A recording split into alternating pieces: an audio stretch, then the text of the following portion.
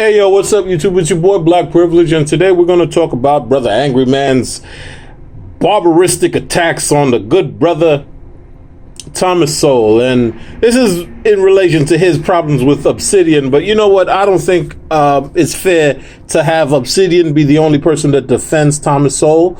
I think he gets a bad rap in the African American community. Now, a while back ago, I said my own personal beliefs about Thomas Sowell. I likened him to a personal trainer.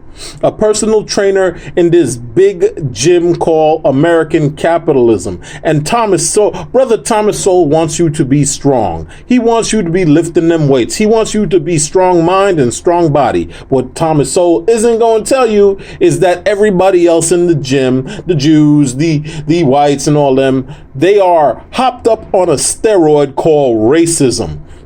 Brother Thomas Sowell wants you to be a natural intellectual athlete. He wants you to be strong mind and body, and that has some kind of benefits in it, so we can't automatically dismiss him or ascribe nefarious intent to his advocacy, which is my problem with Brother Angry Man. Brother Angry Man always seems to impugn the intentions of the people that he is discussing rather than understanding their most benign argument. He doesn't give them a fair hearing. He doesn't give them a generous interpretation of their belief structure. Nah, they're all a bunch of coons and sellouts and what have you.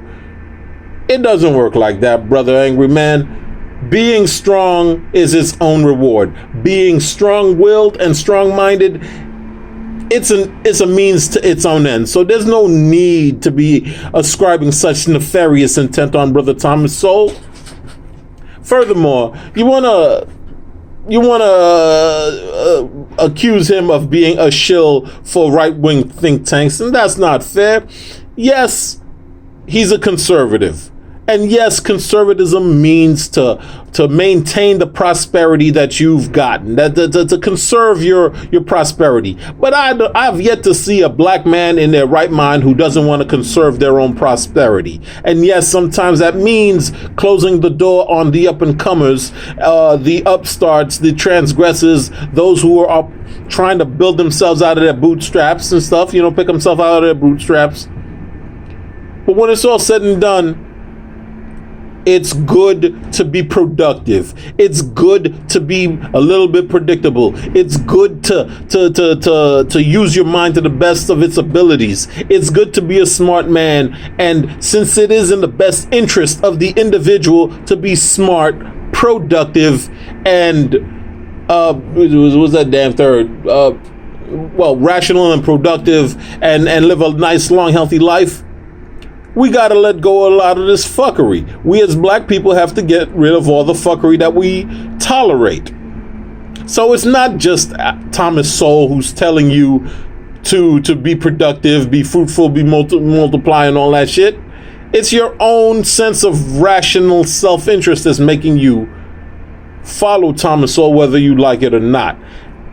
The best thing you could tell a brother is to listen to the voice that says, you know what?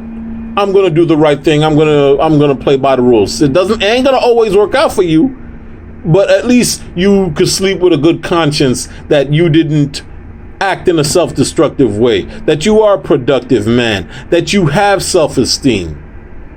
That's the problem. Now, we could get into this long, protracted discussion about the origins of his philosophy, but once again, you're being unfair by painting him as some kind of absolutist. No, he's not bouncing back and forth between Augustine and what's the dude's name?